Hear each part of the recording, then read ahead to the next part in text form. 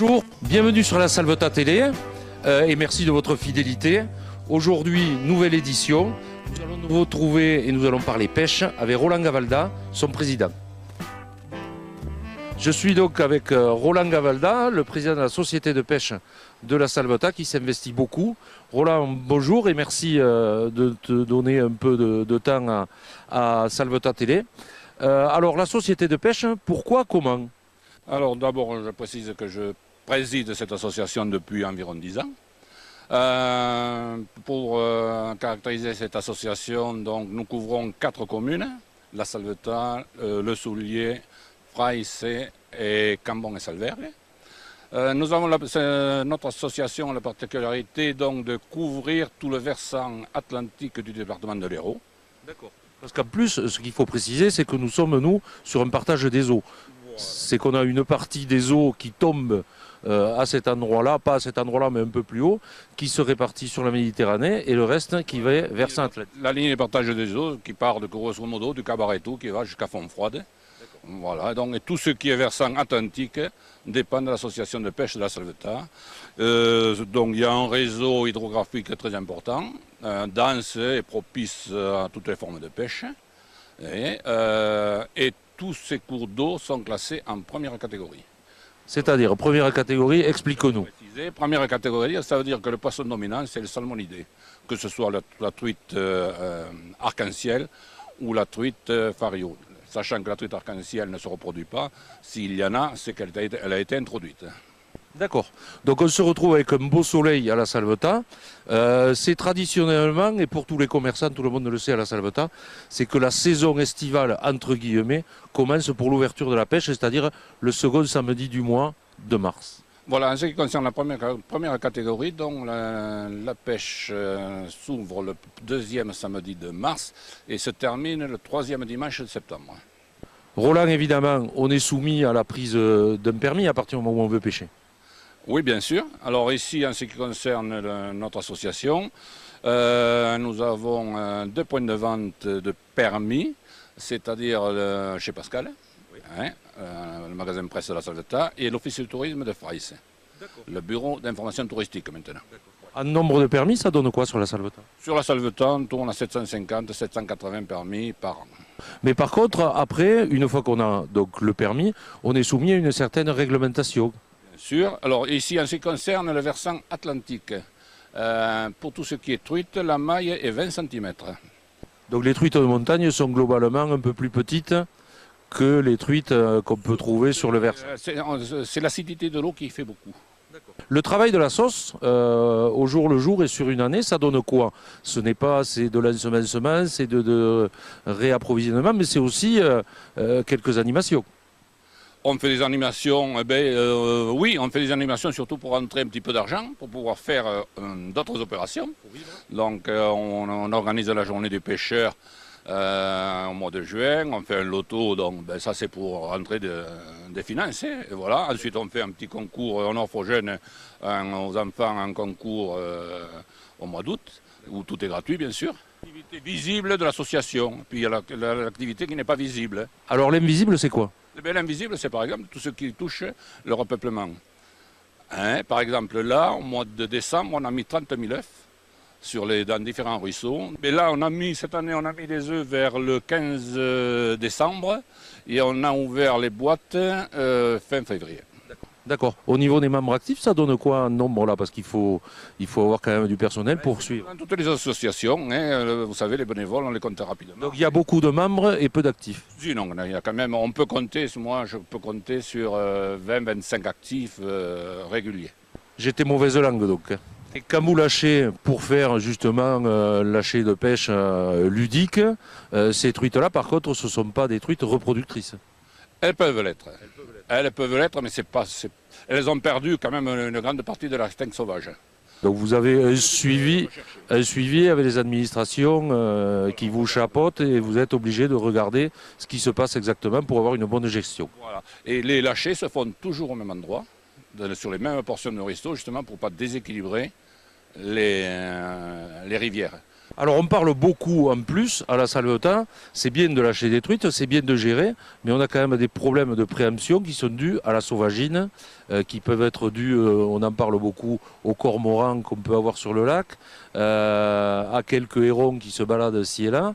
Bien sûr, il y a des prédateurs, et justement qui font beaucoup de dégâts, notamment au niveau de la reproduction des poissons. Donc on a justement maintenant le vison d'Amérique qu'on trouve de plus en plus.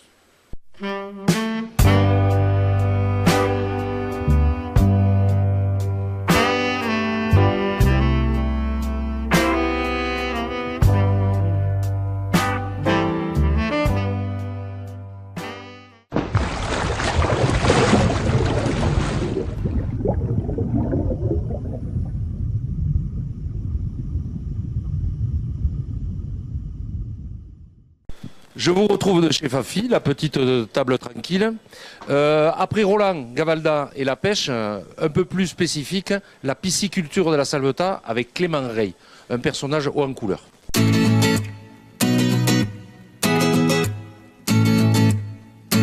Autre personnage incontournable de la Salvetat, Clément Rey, le propriétaire de la pisciculture. Pourquoi s'être installé à la Salvetat, Clément ? C'était une passion depuis tout petit sur la pêche et j'ai eu la chance de trouver cet endroit magnifique et du coup je suis venu m'installer à la Salvetat. L'installation est magnifique en tout cas, avec un cadre fabuleux. Tu nous fais visiter ? Avec plaisir. On y va ?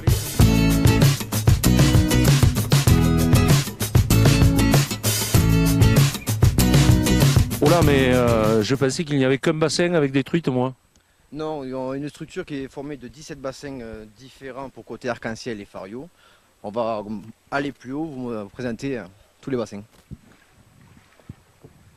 3 ans pour élever des truites de ce calibre-là, mais on vit comment de la pisciculture à la Salvetat ? Après, moi, je suis une petite structure, donc je ne fais pas un élevage intensif.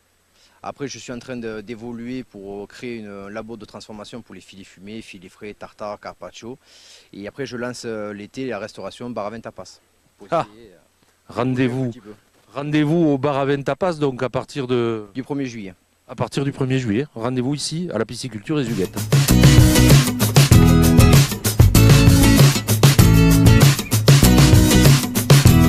Fario, arc-en-ciel, la différence ? La différence, l'arc-en-ciel a été, on va dire, créé à l'époque pour les piscicultures qui est plus costaud pour tout ce qui est maladie, température. Après la fario, c'est ce qu'on retrouve dans les cours d'eau, donc la sauvagine. On arrive maintenant à reproduire depuis des années en pisciculture. C'est quand même, la fario, c'est la truite mythique des ruisseaux de la Salvetat. Ah oui, bien sûr, oui. On la retrouve, bon, maintenant malheureusement on l'a plus dans nos rivières à cause des fédérations, parce que je ne sais pas ce qui se passe. Donc, après moi je fais la fario atlantique sur place, après on va les voir directement les closeries à la reproduction. Ah, les closeries, ça m'intéresse les closeries. On y va.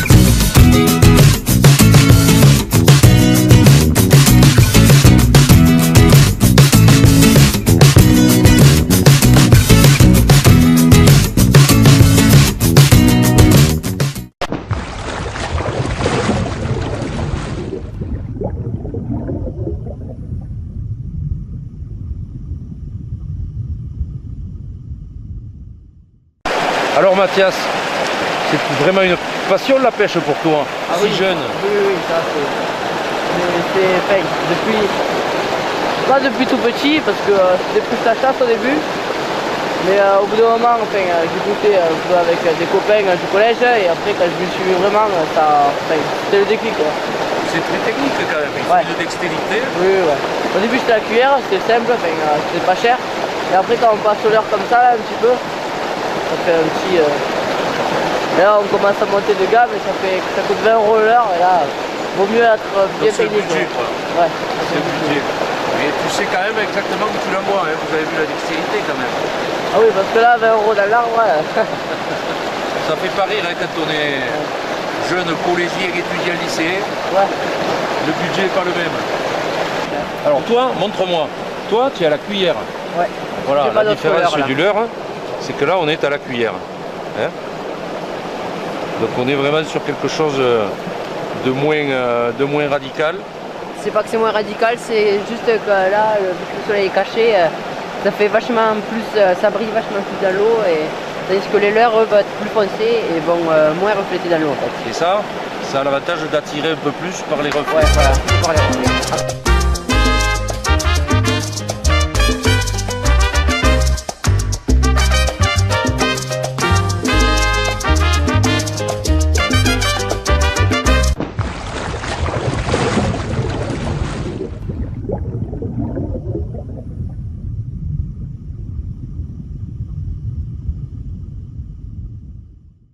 Jambon fromage tout simple, toute simple la crêpe. Oh pardon, vous avez vu Clément, c'est quand même à voir la pisciculture de la Salvetat. Mais maintenant, nous allons aller voir, en compagnie de Sandrine, le carnaval de la Salvetat. Et là, vous allez voir, on va s'enfariner. Donc.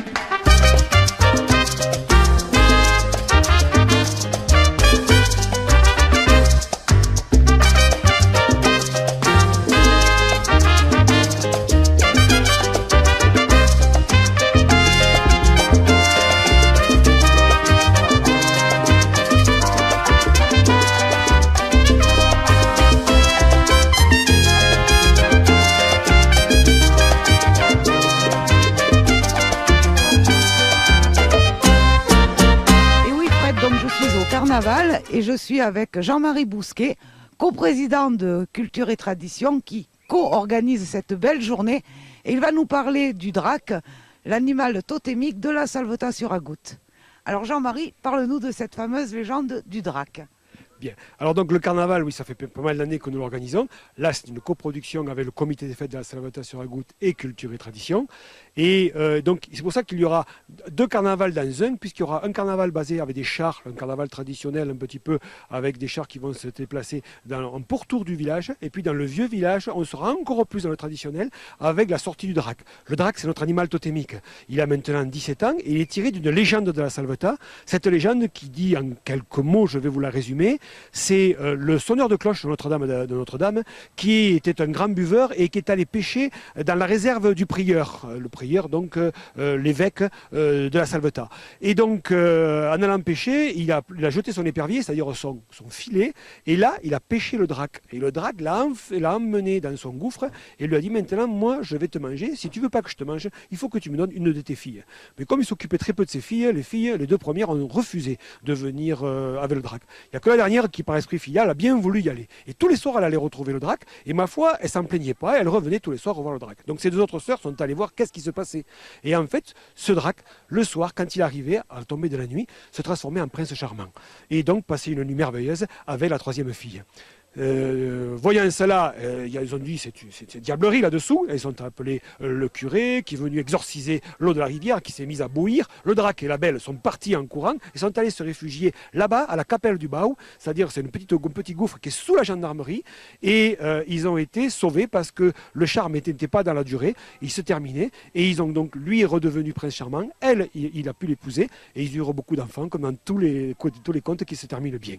Voilà la légende du drac de la Salvetat. Et donc ce drac est une truite monstrueuse. Nous le sortons chaque année pour le carnaval et de temps en temps, puisque nous faisons partie de la fédération totémique, nous le sortons aussi à des occasions, puisque c'est quand même l'ambassadeur de la Salvetat que nous sortons de temps en temps à la demande un petit peu des autres communes voisinantes. Voilà.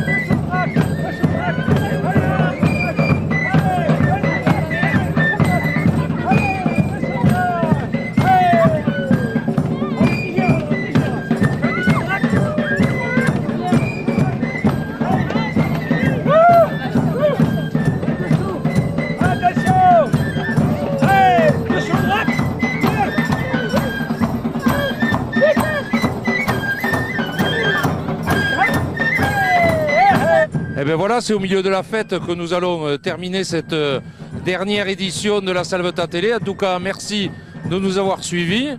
On est vraiment dans la fête la plus complète. Donc vous pouvez toujours nous retrouver sur Facebook ou sur le site de la Salvetat Télé. En tout cas, restez curieux à la Salvetat et suivez-nous longtemps. À ciao!